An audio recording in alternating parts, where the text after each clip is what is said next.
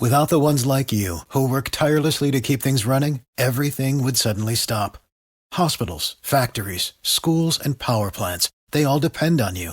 No matter the weather, emergency, or time of day, you're the ones who get it done. At Grainger, we're here for you with professional-grade industrial supplies. Count on real-time product availability and fast delivery. Call, clickgrainger.com, or just stop by. Grainger, for the ones who get it done. The views, opinions, or advice offered by this show's host do not necessarily reflect those of News Talk 780 KOH or its parent company, Cumulus Media. This is Bosma On Business with award-winning entrepreneur Mike Bosma, sponsored by Keystone CPAs. We're getting Northern Nevada back to business. Good morning, business owners. It's Mike Bosma, your business-savvy CPA, coming from the KOH studio. Hey, you Garden Show listeners, you want to hang tight and hang on. Today's installment of Bosma On Business, we're going to talk about how to change that plot of land that you currently grow cabbage on to some high-yielding land. You know, over this last weekend, was able to attend the Super Bowl in Las Vegas. Now, that was a kick in the pants, but imagine how much they sell that land for. I remember growing up in Las Vegas 50 years ago, dating myself. You know, I used to ride my motorcycle out there where they currently have the stadium for Allegiant Stadium. And, it was just, you can go all the way down I-95 before it was I-95. It's dirt roads and just go hang out there. And then as you started kind of coming back into the strip, started getting populated again. And just think about it. I remember used to thinking, why in the world would anybody buy this desert out here when you can just drive on it for free? That was silly, right? Well, somebody decided as they continued to extend the strip down that they can build a football stadium and a whole bunch of mega casinos and make all the money and charge $10,000 a ticket to go to the Super Bowl. And think about it this way. Again, you Garden Show listeners, think about how big your plot is. And, for the Super Bowl, you had roughly a 4x4 foot square seat to sit and watch the game in. It costs $10,000 for about 3 hours of football. So if you can monetize that, that's one thing I love about entrepreneurship. If you can monetize an idea and get other people to buy in, you'll make all the money. You can have all the cabbage, but it's a different kind of cabbage. The greenbacks, the Benzies, stuff that goes into your wallet. Of course, today's no different. Today's installment of Bosma On Business. Dominic Abbott from KETL Mountain and Worldwide Cyclery going to talk about his entrepreneurial journey. Easy for me to say journey. Of course, we're going to weigh in a little bit about the business of the Super Bowl. We'll just kind of blend that one in.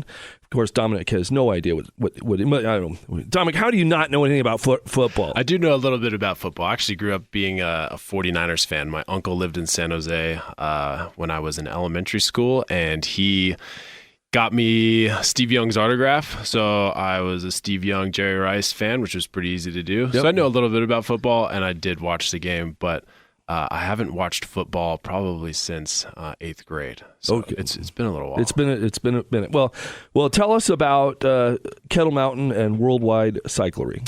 Yep. So KETL Mountain, we are a men's apparel brand. We kind of focused on those adventure travel men. So we create apparel that's very cross-functional. Worldwide Cyclery, we are a retailer within the bike industry. We specifically sell mountain bikes. We've been doing that for about 12 years. KETL Mountain, we've had for about 3 to 5 years. The pandemic kind of put a kibosh on our growth there for KETL Mountain because the bike industry went gangbusters during the pandemic. So 2020, 2021, 2022, were crazy. People literally dying to get out of their house, right? Correct. People just had more time, right? Mm-hmm. They were working from home. They didn't have that to commute, so they could have gained 2 hours in their day, and they just had time to recreate. Okay, so let's dive into KETL Mountain first. How did you decide to get in the business? Yeah, so KETL Mountain's interesting. We've always been interested in expanding the business. Worldwide Cyclery, we are a retailer, so we sell other people's products, and we happen to do a pretty good job of doing that. So we wanted to take a stab at selling our own products. And selling your own stuff. Why give all the margins to the wholesalers? Hey, you know. So gain a little bit of gross margin. We wanted to vertically integrate a bit, right? So we wanted to sell our own product.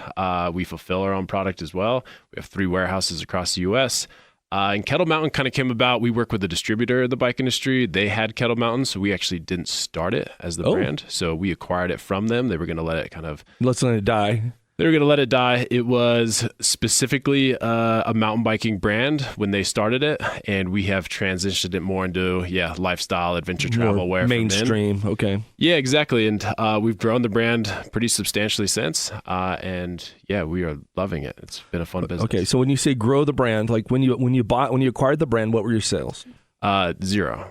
Okay, and what are they now? We acquired the brand basically for the cost of inventory from the distributor, which was awesome. We have a great relationship with them. Right. And the distributor's like all happy because they're like, please take this inventory. If you just get in what I got out of it, man, it's exactly. I'm happy. Which was perfect for us because we were able to pretty much enter into a world of manufacturing, which we didn't really know, with some inventory. So what we're good at is the e-commerce side and fulfillment, and digital marketing. So we were able to play our game, but we had inventory to sell. And while we were selling that initial inventory that we acquired from the distributor, we were able to then start learning the process of, how do we make apparel? Okay. So we went from 0 orders to, I think we did just around 30,000 orders last year. Yeah.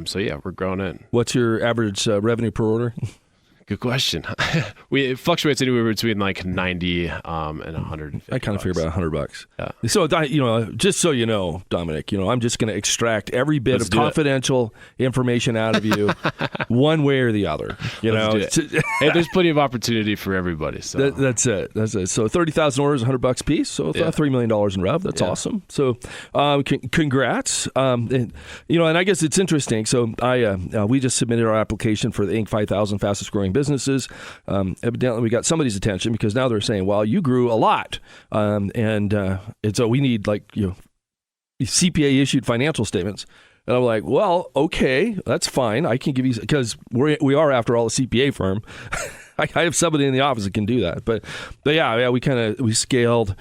The first year, which is 2020, we had $156,000 in sales, and we just closed 2023 with $4 million. Nice. And and we're broke, Dominic.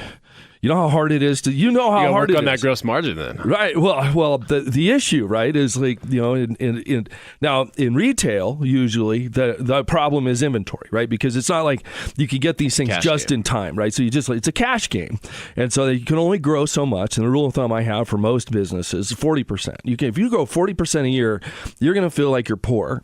Like way poor, right? So you usually set a goal for 20%. If you start pushing 40%, whatever you sell, you're going to feel it being very tight because if you're either paying for labor, if you're selling services and waiting to monetize those receivables, or you're paying for inventory that's sitting in a warehouse somewhere waiting for somebody to snatch it off the shelf. Now, if many retailers, and especially your business vertical, Dominic, is you have the cost of the inventory, but at least then you're not getting juked on the difference between waiting to get your money upstream and downstream, right? So you got to pay for the inventory up front. At least this way, maybe you can manage that a little bit with your manufacturers, or you're able to get terms from them. As far as terms, yes and no. So that comes with building relationships. So we work with. Actually, most of the apparel that we make, we work with one manufacturer for that, and we are slowly building a relationship to where we are getting better and better terms. But it's right out of the gate, you don't get those terms. Right. You have to prove yourself, right? So you have to pay your bills on time, and your terms will get better and better. Okay, well, so where's your stuff manufactured? Mainly in Asia, mainly mainland China for now. Okay. We are moving a fair amount of it to Indonesia, actually. Okay. And a lot of this just comes down to, quality of manufacturing. So I actually love this question about making stuff in China because a lot of people are like, "Wow, come make your apparel back in the U.S." And it's like, we would love to do that. Yeah, that would be great. I'm going to have homeless people do it for free. I'll give you a tent, and then it's pretty much what it costs me. The cost of the tent is what it costs me to have it made in Asia. Yeah, well, not really. So that's where people get it wrong. So like the middle class is growing substantially in China. So right. It's wages are actually pretty strong in China. Mm-hmm. So when you look at it as far as cost to manufacture a piece of apparel there, and especially the apparel that we're making as far as high-end technical apparel, it's not exactly cheaper to make it in China. It's just that they have done a really good job over the last several decades of kind of taking it on the chin to be the world's manufacturer, to then set up processes and factories that can make really nice things, whether that's an iPhone or whether that's technical apparel. So when it comes to making stuff in the U.S., there's just not a whole lot of options to work with factories because all the manufacture has moved to, China or Asia. Right. Indonesia is actually a great up-and-coming spot just because they have a large workforce there. And, for us, we're able to work around a 7.5% tariff as well coming out of China. Just pretty much everything across the board has that.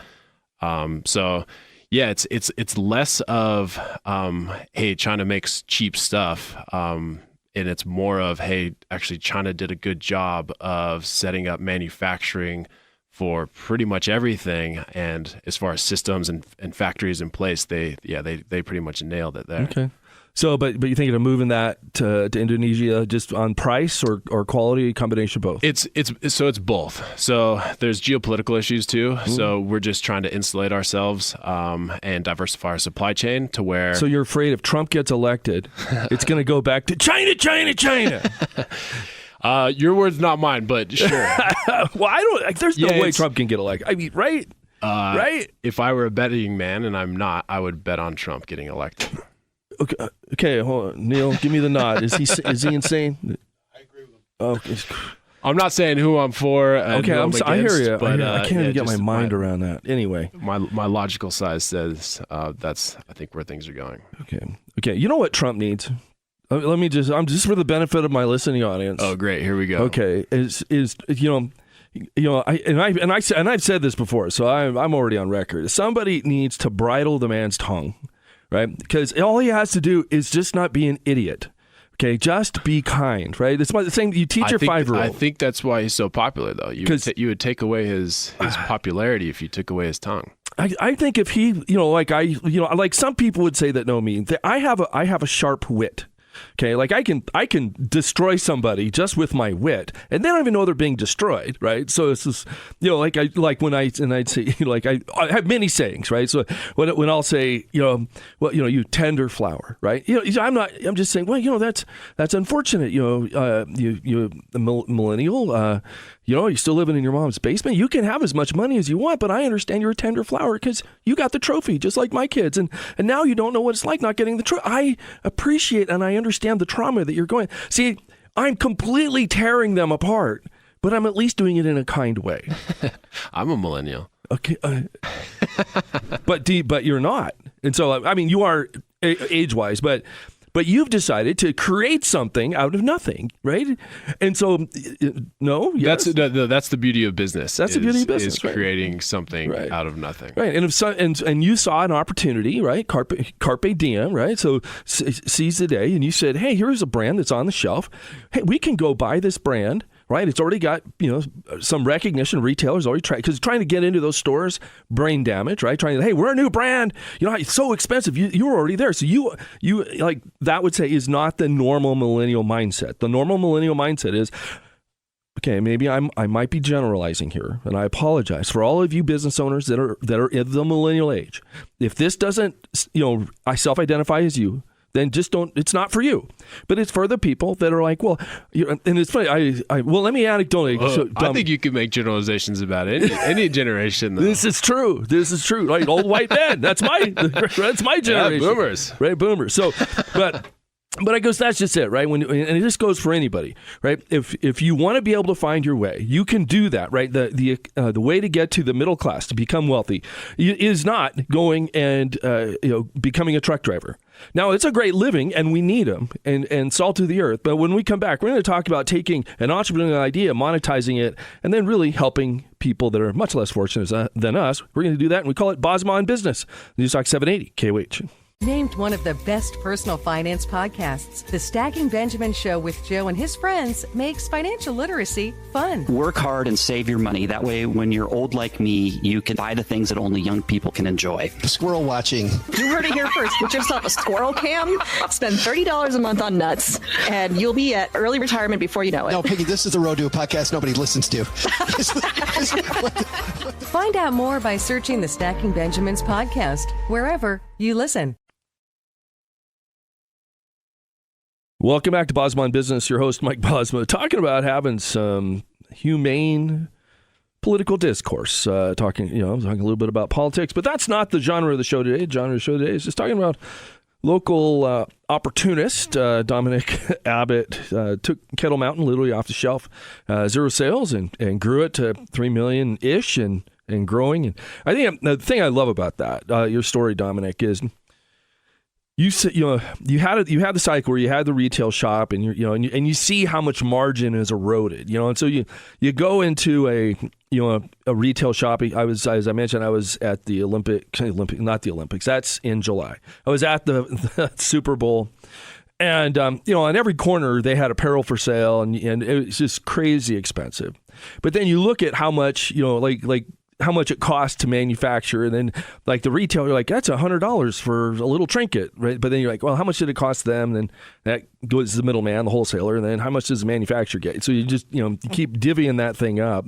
But you saw an opportunity, like, hey, we'd like to have our own line. There was one literally on the shelf for the price of the inventory. You're like, okay, hey, we'll take that, we'll run with it. Just out of curiosity, how much was the inventory? It was it's just over $100,000 worth of inventory. Okay, so almost free. And then did that already come with the manufacturing relationships? Oh, yeah. Yeah, so that was actually, in retrospect, we didn't, at the time, we didn't really think about it. But in retrospect, we look at it now and it's like, oh, man, we saved ourselves probably 5 years and a dozen trips to Asia. To go figure it out, interview these people, because some people are good, some people not so much. Yeah, and kind of the way it works is you go to trade shows. So the nice thing about trade shows, so Outdoor Retailer's a big trade show in the outdoor space, and you can go there, and there's manufacturers that also go there. So you can kind of meet them there face-to-face, shake hands, check out some of their fabrics, and then you literally would go to their factory to make sure that it's all kosher, legit, and right. See how many children are there. Yeah, to working conditions. Yeah, no children. Well, but it's different, right? I mean, we in Western society, we just tend to overlay our own cultural values and norms with everybody else's. Totally. And I think that's all of a sudden it breaks. Like, oh my gosh, there's children workers. Well, many of these third world countries, they're what they were doing before they started working in this factory, which has dirt floors and it's rustic. Well, go ahead. Yeah, just to be clear, our factories don't have dirt floors. We are the factories that we are using are super nice factories. And actually, like I'll be making a trip there with my business partner this fall, but it's. The factories now, I mean, they're like beautiful and they're great working conditions, and it's all adults. But I see what you're saying as far as like if there was kids working in the factory, potentially they were working in the farms or the fields. No, and that is the evolution. Still don't agree with it. Well, okay. So, but I guess the thing is if, and it's really subsistence work. If they're living hand to mouth, they're living on the family farm. Maybe they're sharecroppers. And they're just trying to eke out an existence. And when you look at, we talk about the 1%, right? And I think I did the research, but it isn't coming to me now. But anyway, if you look at the wealth of the world, like 90% of it's all baked in the United States and the industrialized world. But it's like the reverse is true. Like all the population is everywhere else. So all the wealth is concentrated outside of the population core. And when you look at just what it is to live in those places, it's a hard life. And so this is, and I would just say anecdotally, like I have a teammate for Keystone, I have one in Philippines, one in Saudi Arabia, and I when we had those opportunities to bring on somebody on the team, I was like, I want to make sure we're always paying people a fair wage, right? And just because I have a little, like I said, cultural bias. And so, but then I looked at what their standard of living is, like, no, this is putting them in the upper middle class. And it's like, this is really moving their agenda forward as humans. And I thought, wow, that's kind of another parallel thing that we want to do. We want to make a positive impact in everybody we touch, our clients, our team, and we want their lives to be better because they're, aligned with us. And I think, But we can't look, I'll just, for example, just to bake that out. Remember years ago, I was in Syria, and I interviewed a young lady. She's 13. Her name was Tamud, and I asked her, how old she was, on the radio. She said 13, but when I met her originally, she said she was 12. So I asked my guide. In Syria, I was like, why would she lie? And she goes, in our culture, if it doesn't hurt you, it's not wrong. So all she did was trying to gain favor because if she's a little younger, you're going to feel better, feel more for her situation and maybe buy her trinkets more readily than if she was a little older. So there's no slight to you. It doesn't matter to you. So that's in our culture. There's nothing wrong with that. And I'm like, well, she lied. Well, that's our Western. So anyway. You're looking at me like I'm crazy, Doc. No, definitely cultural differences. And actually, that's what another fascinating thing about working with these factories in Asia has been learning about just their culture more. And so Chinese New Year is currently going on, and literally the country shuts down. Little less now, depending on your position of where you fall into a company. So if you're higher up in a company, you might get 2 weeks off, but if you're lower down, you might be a month off. And I think it's the largest migration of humans in the world because everybody goes from kind of coastal cities in China back to mainland where they're from and visit family and friends. But it literally does shut down. Like they're not going to do anything over Chinese New Year, which I totally respect. And it's you just have to plan for it. Well, and that's where it's like we call it the Chinese New Year problem, right? That's what the people, all of my clients, right? Yeah. Well, we got the Chinese New Year coming up, and they're like, okay, because everything's going to stop for a minute. Yeah, I see it. I mean, I wish we had more of that, honestly, in our culture to where we would, and we kind of do, but I wish we had more of that to where we just would shut down. Right. And so I really respect it. And they work around it. They're like, so if we're going to place a large purchase order, they're going to say like, we need it by this time because we have Chinese New Year coming up and we're not going to do anything. So if you want to get it out sooner, and it's just planning. Right. No, I got you. So not on the phone in the studio, Dominic Abbott from KETL Mountain and Worldwide Cyclery. Yeah, just fascinating. When they talk about building brand, like I just got back from the Super Bowl and and it blew me away how much money was being spent. There was an M&M truck there a Snickers truck that was giving away Super Bowl Snicker bars, the frozen candy, the frozen chocolate kind, and like, no, but just to build brand, right? I'm like, you got like 70, 80,000 people here, but they're an official I'm like, how much did this cost? A little brand awareness. I mean, all the ads are just brand awareness because there's not any direct ROI with any of those ads that are showing during the Super Bowl. So I guess, so the question is, how, so KETL Mountain, how do you build brand awareness? Yeah, so for us now, I mean, it's all digital. So Worldwide Cyclery is the bigger business. So we have an awesome customer base with Worldwide Cyclery, and that has been our wave that we've been able to ride with KETL Mountain to get it off the ground. Any new customers coming in that aren't through kind of our Worldwide Cyclery customer base, it's all digital marketing. We focus our kind of brand and our branding just around right now, kind of just fun and adventure and lighthearted. We happen to make really nice technical wear, but we're fun and lighthearted individuals, and we want people to kind of know, love, and trust us. So we show them who we are. So if you follow us, whether it's social, YouTube, or just on our email newsletter, you slowly get to know who we are and our personalities. And yeah, that brand awareness is huge for us because the only way that we can separate ourselves from the big incumbents of the world is by showing them who we are. Right. That's our biggest leverage or lever that we can pull because you don't know who is behind the North Face. Like you don't know who you're speaking to, right? But if you're speaking to us at KETL Mountain or Worldwide Cyclery, you can really get to know us. Well, yeah, I feel a little bit more connected, with your apparel. In studio, Dominic Abbott, KETL Mountain and Worldwide Cyclery. When we come back, we're going to talk about some of the tax issues with growing this kind of a business, both federal and state, and of course, look at how to grow the empire, build that brand. When we come back, it's Bosma On Business, Newstalk 780 KOH.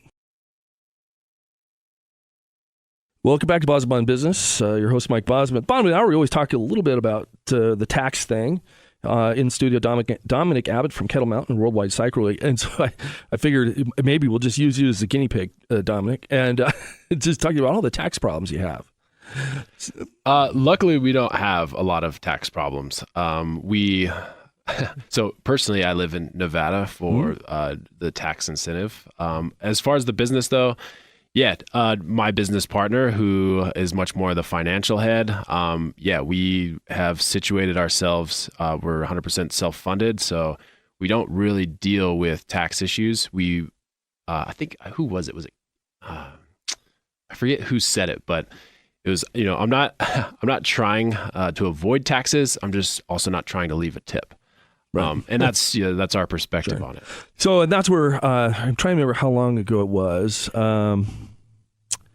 anyway, it was 3-4 years ago, there was a Supreme Court ruling that upheld the concept of economic nexus, which is real buzzkill for a lot of people that moved here from California, especially. And so California currently would say, hey, the federal public law 86272 would say, if you're selling tangible personal property into a state, the state has no jurisdiction to tax you as long as you maintain this, this lack of substantial physical presence in the state. The sticky wicket is then the states come, and it's interesting when I first started seeing this sea change, and it started with Amazon, because ultimately the state of California took on Amazon and then basically got them to capitulate to start collecting sales tax, and so when that was like the first domino to fall, and then so now over a series of cases that it's well baked that for sales tax, if a state has an economic nexus standard, that just by volume alone that you can be required to collect and remit sales tax. And then from an income tax perspective, many states now have migrated away from a 3-factor formula to determine income tax nexus. So nexus, for the benefit of our listeners, is called the taxable presence. And so it used to be substantial physical presence. Well, now it's a substantial economic presence. So if you just have enough sales, now you're rung up with state income tax on that. And there's still the dichotomy with selling tangible personal property, but the bar is so low now that it's not worth even fighting.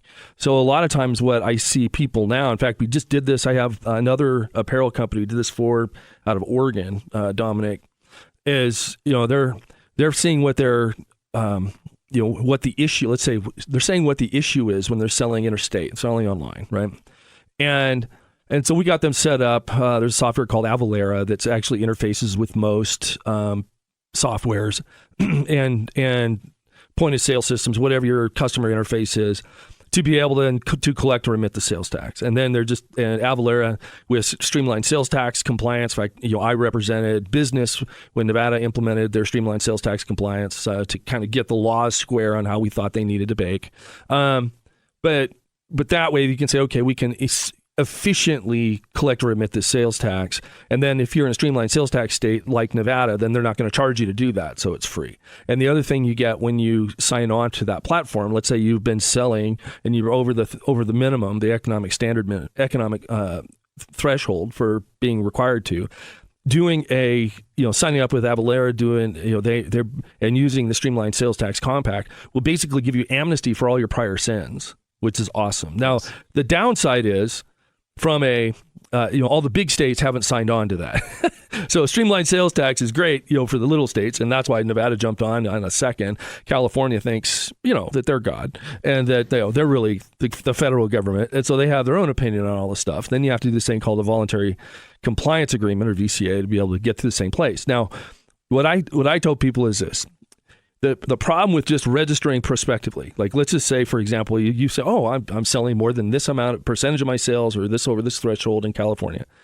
The problem is all of a sudden, then you say, we're just going to register and start remitting prospectively. Well, the sticky wicket there is now, there's no seminal event on why today you're now have to register, and there's no voluntary compliance agreement in place. So just the easiest fix, if you find yourself in a tax conundrum with all these states, is just start a new entity, right? It's free, right? It's just really, easy. It takes you a second, right? It's just, and then you basically, if you have your manufacturing company, still do the manufacturing, and then just have your sales company off to the side. It's brand new, and then it's collecting and remitting since day one. And then there's no issue with going backwards. I remember I helped a manufacturer with that same issue. They were just very frustrated because I was like, you need the sales arm, and they're like, well, we don't want to do it. Well, we got their sales arm going, and I'm telling you, a month later, we got a notice from the great state of California. We're like, oh no, it's all through this new company, and they're like, oh, okay, they went away. Nice. Well, I might have to pick your brain on that more. I would encourage you. So, but those are, and that's right, I guess, for business owners, right? Like we were talking, Dominic, about on that first segment. We're trying to make our own way. We're trying to create something from nothing. And what dampens our enthusiasm, what dampens our ability to be successful, is all these unknown things, these road bumps along the way that derail us, right? Like you didn't even know the road bump was there, and all of a sudden you're flying through the air, head over handlebars. Like, what the heck just happened?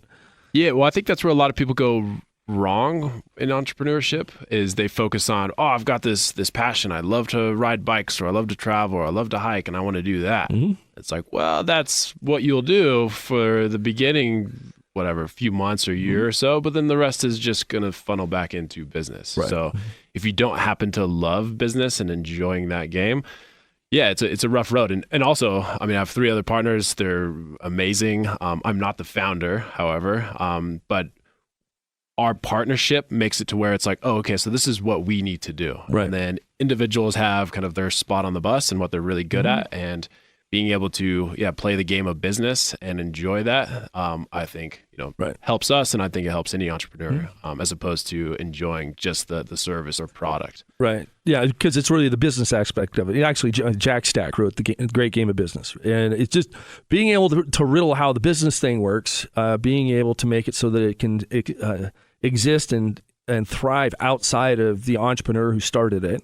All those things were put into true business processes together. Yeah, Buffett said, he said, design your business so idiots can run it, because one day they will. Right. No, I can't say, but great team. Don't throw them under the bus. Get me in trouble. But yeah, just idiot-proof your business, or just put called standard operating procedures. Just there's a software called Trainual out there, and if people are struggling with standard, problem is people my age, Dominic, they're like, think about standard operating procedures, and they're like the 3-ring binder on the shelf. Yeah, so we were dogging on millennials earlier. Should we dog on baby boomers now? Yeah, absolutely, right. So, but that's where and I'm helping my peers, right, be able to, because I remember it's so funny, technology, right? Because I learned a new term not too long ago called ageism. Right. And I was just like, and I would say it's alive and well, right? People would look at my very white hair and they're like, oh, dude, you're like older than dirt. Like, you don't know, you must not be technologically savvy. But And I was talking to one of my team yesterday, and I was like, well, here, because he couldn't figure something out on the technology platform that we have. And I said, well, here, I'm going to do a screen share with you. I'm going to show you how this works. Dun, dun, dun, dun. And he was like, oh, I want you to see how this goes. So it's just easier to show you instead of tell you, right? So I'll show you how to do it. It takes a second. And then, by the way, we're going to do screen capture in this thing. So that way, if you need this for future reference, you got it, right? And he was like blown away. And I'm like, there's a little fight in that dog still. But just people assume, right? Well, you're old. You don't know technology. I'm like, I'm probably one of the more technologically savvy folks in my firm. Sure. So, but it's like, I love technology. I kind of self-identify as a technology company that sells accounting services. Come on, guys. But they don't know. They just started like a week ago. Yeah. So, but it's the same thing. It's like everybody has the same millennials. Oh, well, they live in their parents' basement playing video games all day. It just doesn't apply. Just any generalization, right? Right. It's just a right. generalization. So, but I don't know how I got off on that tangent. But anyway, ageism. But that's where I think, actually I would say this. So for the benefit of our viewers. So if you're struggling with an issue and you're trying to work it out, oftentimes you have to get somebody with a different perspective or a different paradigm to be able to help you see it, right? And that's where, as we were talking on the break, Dominic, about just even different political perspectives. If you're trying to understand how this works or what's going on, it's helpful to get somebody who's not just a carbon copy of you. Yep. Yeah. Adam Grant, great author. I think it's his most recent book, Think Again, talks a lot about that, about just trying to think outside of your own self, but then just having a different perspective, and how being able to see other people's perspective is actually a true sign of intelligence, and not getting caught in just your beliefs and one way of thinking, but actually, being open-minded. And a lot of people love to say that, like, hey, I'm open-minded, yada, yada, yada. But the reality is most people aren't. And I think that's where we're at in our society currently, is just we have these 2 or 3 closed-minded views, and you're either in the box or you're out of the box. And if you're out of the box, you can't be, we can't talk. Right, we can't. Well, it's interesting, right? I was in, years ago, I was in Napa, and I ended up at Ground Zero for a Trump demonstration over Women's Day, whatever. And just the restaurant I was going to was at the start of the march. I'm like, what are the odds, right? And so I'm talking to one of the shop owners. I'm like, what do you think about this thing? And he goes, I really can't express my views here. They're not accepted. But I don't know. I think the conservatives, Republicans' perspective on immigration is just all wonky, because we need these people to pick the crops that that nobody else is going to do that work. And I said, well, I completely agree.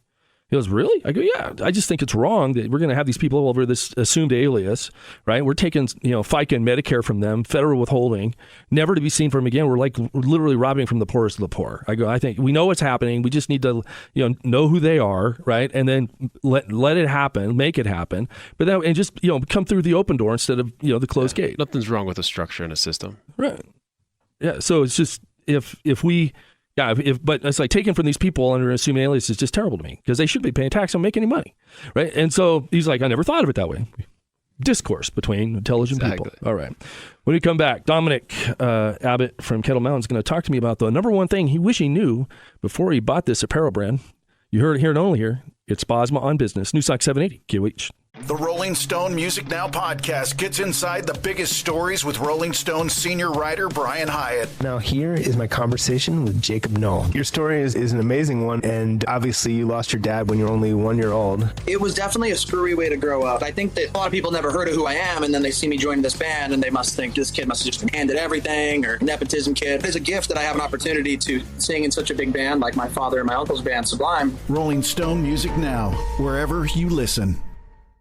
Do you live in a trauma center desert? Nearly 49 million people live in a trauma center desert, where a hospital equipped to handle a major traumatic injury is more than an hour away. Air Medcare Network providers ensure life-saving air ambulance care when seconds count. When you're a member, there are no out-of-pocket costs for flights, only when flown by a network provider. Consider a membership for yourself or someone you know living in a trauma center desert. Membership costs just $99 per year. Learn more at airmedcarenetwork.com.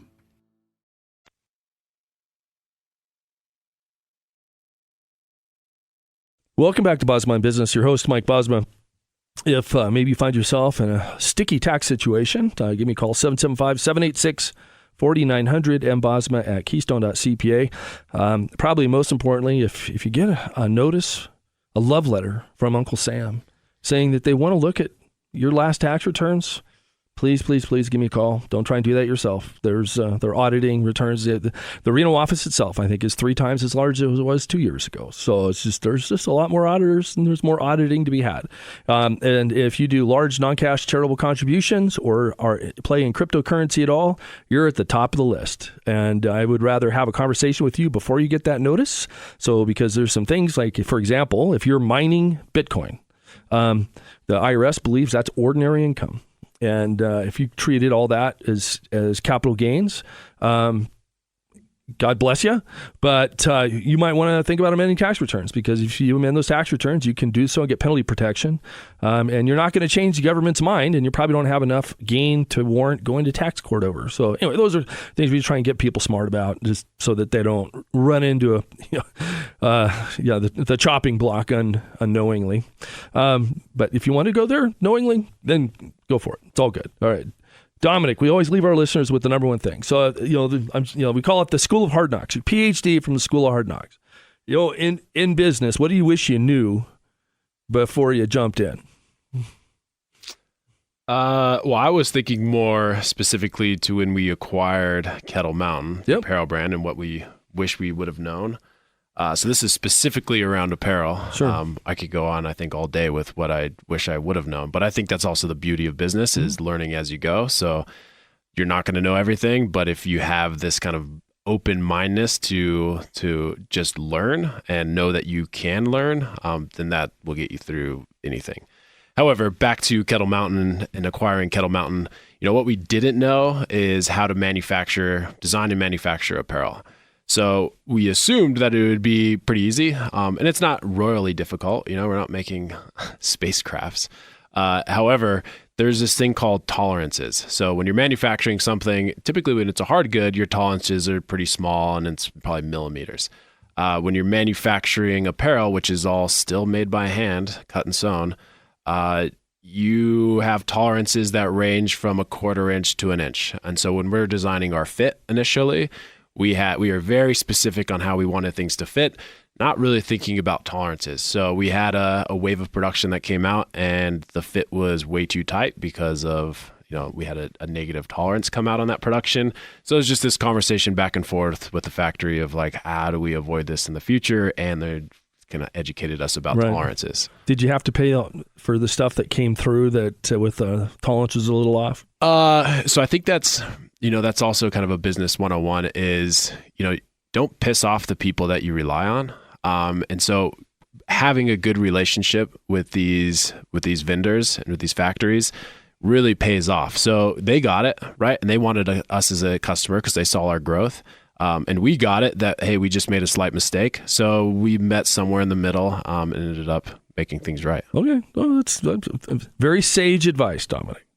So, yeah, I think that's just it, right? So you blow up, especially when I was younger, I would just like, you're dead to me. Well, guess what? Nobody's ever dead. You're going to be doing business with them again eventually. So just don't burn the bridge. Correct. Right? So, no, I get it. All right. Well, hey, Dominic, thank you so much for coming and sharing your journey. If there's anything newsworthy, make sure you reach out again. For the benefit of our listeners, again, if you need some tax help to kind of get through a sticky situation, 775-786-4900, mbosma@keystone.cpa. Until next week, you business owners, you keep that business engine humming. It's Bosma On Business. Newstalk 780, KOH. When you have sports mixed with your pop culture, along with humor and celebrity interviews, your earbuds are enjoying The Rich Eisen Show. Kevin Millar, we're all paying rent in Ohtani's world, right? And the Dodgers world, game is healthy, game is good. And, I get asked a lot, is that good for baseball? Yeah, it's good for baseball. This is definitely the team to beat because that should be your next correction, Richie, is this World Series a bust for the Dodgers and Dave Roberts? Hell yeah. Search for The Rich Eisen Show on YouTube or wherever you listen.